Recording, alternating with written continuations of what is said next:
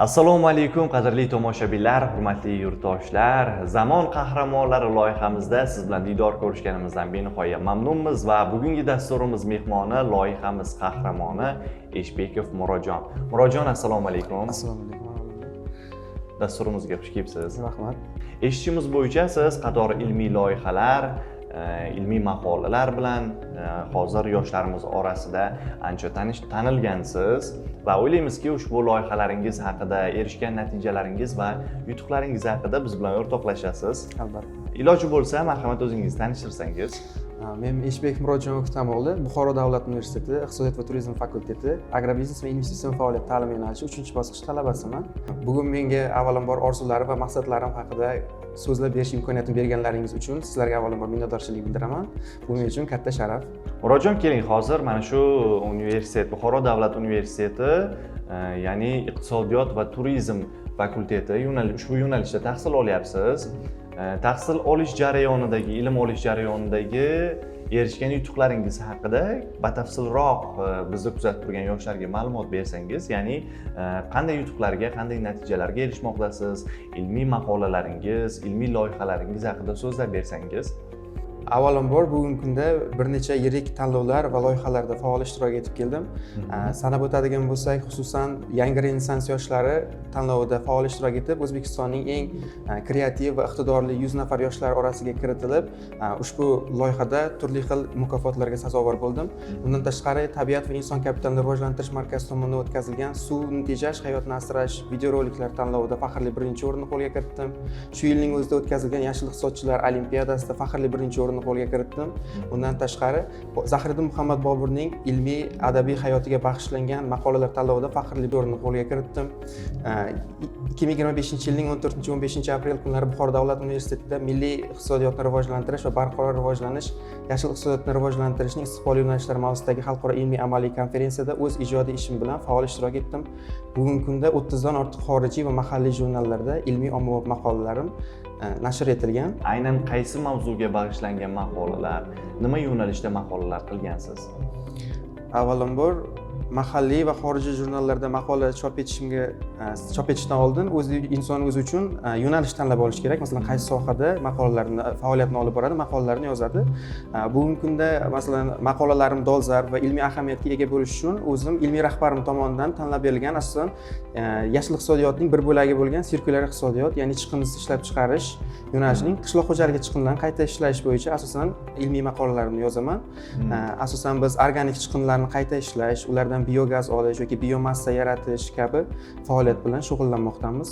Asosan bunda O'zbekiston Respublikasining statistika qo'mitasining tahlillarini olib borish, turli xil matematik, ekonometrik tahlillar qilish va uning uchun istiqbolli yo'nalishlarni ko'rsatish, takliflar berish va xulosalar berish asosiy vazifamiz hisoblanadi bugungi kunda. Bunday maqolalarni chiqarishdan, yana uni chiqardingiz deylik, jurnallarda chop etildi. Uni amaliyoti ham bo'lyaptimi? Qandaydir natijalarga erishilmoqdami bu yo'nalishda?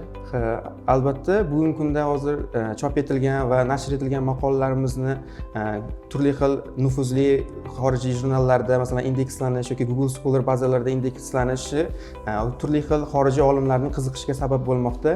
Bevosita bizga o'sha yozilgandan so'ng aloqaga chiqib, masalan, tahlillarimizni so'rashi yoki uni maqolalarimiz orqali bevosita iqtibos berilishi, davlat tashkilotlarining bevosita ushbu loyihamizni qo'llab-quvvatlab, masalan, maqolalarimizda keltirgan ma'lumotlarni qo'llab-quvvatlab, ularni amaliyotga tatbiq etish bo'yicha istiqbolli yo'nalishlarni so'rash vaqtlari ham bo'lmoqda albatta. Juda ham yaxshi. Maqolalar bejizga yozilmayapti. Demak, buni nima deydi, amaliyotga qo'llash ishlari ham amalga oshirilish jarayonida. Yana ilmiy loyihalar haqida gapirib o'tdingiz. Unda qanday loyihalar amalga oshirgansiz? Qanday tashabbusli loyihalarni yo'lga qo'ygansiz? Shu haqida ham gapirib bersangiz. Avvalambor Mirzo Ulug'bek vorislari ko'rik tanlovida o'zim loyiham bilan ishtirok etdim. Bu asosan bizda anor chiqindisi, masalan, anorda bizda chiqindisiz ishlab chiqarishni yo'lga qo'yish bo'yicha loyiham bilan qatnashdim. Bu qanday jarayon? Anorni chiqindisiz ishlab chiqarish. Masalan, chiqindisiz ishlab chiqarishda u yerda anordan sharbat olish, undan vino olish kabi takliflar berilgan va uning turli xil qobiqlaridan yoki po'stloqlaridan organik mahsulotlar ishlab chiqarish, xususan tibbiyotni qo'llash, uni kosmetikada qo'llash kabi turli xil tavsiyalar keltirilgan va o'sha loyiha bilan qatnashdim. Oddiy anorning po'stlog'idan ham tibbiyotda foydalansa yoki kosmetologiya yo'nalishlarida foydalansa bo'ladi. Albatta. suhbatimiz boshida tabiat va inson kapitalini rivojlantirish markazi haqida gap yuritdingiz. Keling, shu markaz faoliyati haqida, unda qanday jarayonlarni amalga oshirganingiz haqida ham qisqacha aytib bersangiz. Bugungi kunda tabiat va inson kapitalini rivojlantirish markazi rahbari tomonidan ushbu markaz uchun volontyor sifatida ishga olinganman. Bevosita ushbu rahbar bilan birgalikda biz turli xil loyihalarni amalga oshirmoqdamiz. Xususan Jondor tumanidagi qishloq aholisini, boquvchisini yo'qotgan aholilarga quyosh panellarini o'rnatib berish yuzasidan yutgan grantimiz yuzasidan quyosh panellarini o'rnatib berdik. Ya'ni yashil energiyaga o'tish munosabati bilan ularga o'rnatib berdik. U qishloq joyda yashaydigan aholi asosan u energiya mustaqilligiga erishadi va davlatga qaramliligi yo'qoladi. Energiya to'lovlaridan ozod bo'ladi. Bu jihatdan yana bir necha loyihalar yo'lga qo'yganmiz. Xususan Yashil innovatorlar klubi asos solganmiz ushbu markaz qoshida. Turli xil menga o'xshash iqtidorli talabalar har oyda bir marta yig'ilib o'zimiz bugungi kunda dunyo oldida turgan turli xil global muammolar, xususan suvni tejash, yashil iqtisodiyotga o'tish, yashil energiyani rivojlantirish kabi muhim masalalar yuzasidan o'zimizning fikr va mulohazalarimizni almashib, bevosita turli xil davlat tashkilotlari uchun yoki institut, universitetlar uchun muhim bir tavsiyalarni ishlab chiqish imkoniyati mavjud. Hozirgi kunda biz bevosita Buxoro davlat universiteti va Buxoro davlat texnika universiteti talabalari bilan hamkorlikda birgalikda ishlaymiz. Bu jarayonlarni amalga oshirishda sizlarga kimlar yordam berdi? Va o'sha panellarni qurgan insonlaringizni menimcha bundan juda xursand bo'lgan bo'lishlari mumkin. O'sha jarayondagi taassurotlaringiz haqida, chunki bu menimcha juda ham qiziq. Ayniqsa qishloq joylarda energiya tejamkorligi, energiya bo'yicha masalan muammolar bo'lishi aniq va men o'ylaymanki, bunaqa loyihalardan keyin ularda ham energiya bo'yicha muammolardan qutulganlik bo'lgan bo'lsa kerak. Ushbu chet el granti e'lon qilingandan so'ng markazimiz rahbari tomonidan ushbu loyihani yo'lga qo'yish uchun va grant yutish uchun loyiha yozildi. Bevosita bu yerda boquvchisini yo'qotgan oilalar tanlov sifatida tanlab olindi. Ushbu chet el granti e'lon qilingan grantda markazimiz rahbari Turobboy Xulqar Rustamov tomonidan yozilgan loyiha g'olib deb topilgan. Ushbu loyiha asosan shu boquvchisini yo'qotgan oilalarga quyosh panellarini o'rnatib berish vazifa sifatida tanlab olingan. Asosan bu quyosh panellarini o'rnatish Buxoro viloyatining Jondor tumani sifatida tanlov qilib olingan.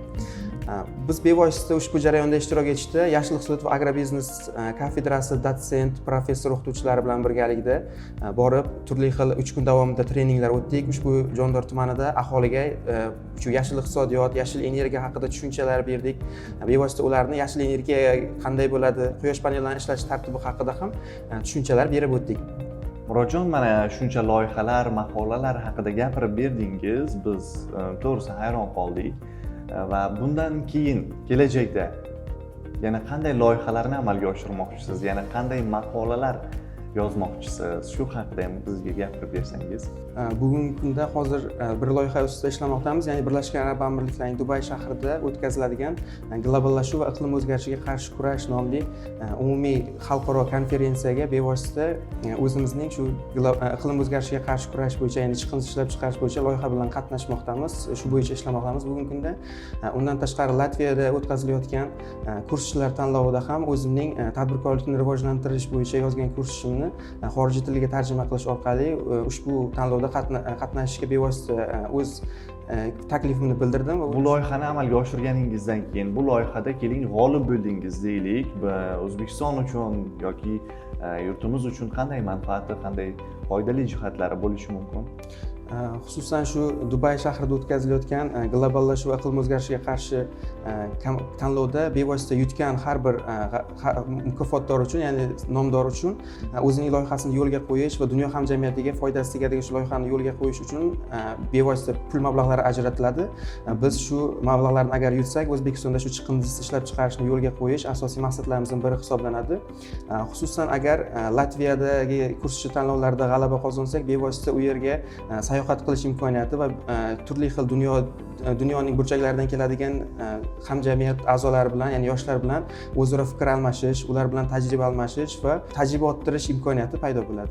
Murodjon, mana yosh bo'lishingizga qaramasdan, ya'ni 21 yoshda bo'lib turib, shuncha ilmiy loyihalar, ilmiy maqolalar egasisiz, shuncha natijalarga erishgansiz va o'zingiz tengi yoki sizdan yosh bo'lgan yurtimiz yoshlariga, kelajagimiz yoshlarga qanday tavsiyalar bera olasiz? Siz kabi balkim sizdan ham yaxshi natijalarga erishishlari uchun taklif yoki balkim tavsiya bera olasizmi? Men tengi barcha yurtdoshlarim va yoshlarga shuni aytmoqchiman. Orzularingiz bormi, maqsadlaringiz bormi, hech qachon to'xtamang, harakat qiling, mehnat qiling va sabr qiling. Albatta o'zingiz istagan cho'qqiga bir kun erishasiz. To'g'risi, Murodjon, hozir sizni ilmiy loyihalaringizni, maqolalaringizni, mavzularini qolaversa 21 yoshda bo'lishingizga qaramasdan shuncha natijalarga erishganligingizni ko'rib to'g'risi xursand bo'ldim. Ya'ni kim anor po'stlog'idan kosmetologiyada, ya'ni tibbiyotda foydalanish, qolaversa qovun urug'idan sut olish, u ham tibbiyot yo'nalishida va bundan tashqari yordamga muhtoj oilalarga, yordamga muhtoj bo'lgan yurtdoshlarimizga ko'rsatilayotgan yordamlardagi hissangiz va shu kabi loyihalaringiz menimcha yoshlarimizga ham o'rnak bo'lishga arziydi va biz o'ylaymizki, ushbu loyihamizni ko'rayotgan, bizni kuzatib borayotgan yurtdoshlarimiz va ayniqsa yoshlarimiz ham ushbu natijalaringizni ko'rib ular ham sizdan o'rnak olishadi va siz kabi bo'lishga, balkim sizdan ham zo'r bo'lishga harakat qilishadi va biz shuni tarafdorimiz. Avvalambor men o'zim tengdoshlarimga va yoshlarga shuni tavsiya qilardimki, birinchi navbatda bugungi kundagi eng dolzarb muammolardan biri internetga qaramlik, ya'ni internetdan to'g'ri maqsad yo'lida foydalanishlik, faqat ilm yo'lida foydalanishlik, shu faoliyatni kengaytirish uchun, ilmiy salohiyatni rivojlantirish uchun asosan kitob o'qish ko'proq, keyingi navbatlarda ota-onaning duosini olish va ustoz, o'ziga munosib ustoz topish va ustoz bilan tinimsiz ravishda o'z ustida ishlash, uning ilmiy faoliyatini kengaytirish uchun, uning ilmiy salohiyatini yo'lga qo'yish uchun bevosita ustozning o'rni katta. Kelajak shu bizga o'xshagan, shu o'ziga ishongan, orzulariga sodiq qolgan shu yoshlarning qo'lida. Murodjon, tashrif uchun rahmat sizga va biz o'ylaymizki, bizni kuzatib turgan yoshlarimiz ham sizdan o'rnak olgan holda o'zlariga tegishli xulosalarni chiqarishadi va eng asosiysi sizga o'xshab ilmli, bilimli va faol yoshlarimizni mana shunday ko'rsatuvimizda, loyihalarimizda yana kutib qolamiz. Sizga esa yana bir bor rahmat, tashrif uchun minnatdorchilik bildiramiz. Kelgusidagi loyihalarni amalga oshirishda sizga omad va zafarlar tilaymiz. Sizga ham samimiy suhbat uchun rahmat. Qadrli yoshlar, hurmatli tomoshabinlar, shu bilan dasturimiz nihoyasiga yetdi va biz o'ylaymizki, bugungi suhbatimizdan o'zingizga kerakli va o'zingiz uchun foydali ma'lumotlarni, fikrlarni oldingiz deya. Balkim sizda ham yuqori natijalarga erishgan, salohiyati yuqori bo'lgan yoshlar bo'lsa, izohlarda fikringizni qoldiring va biz kelgusi dasturimizda ushbu siz tanigan, siz eshitishni xohlagan yoshlarni taklif qilamiz. Sizlar bilan Kamina Akbar Mahmudov bo'ldi. Keyingi dasturlarimizda ko'rishguncha salomat bo'ling.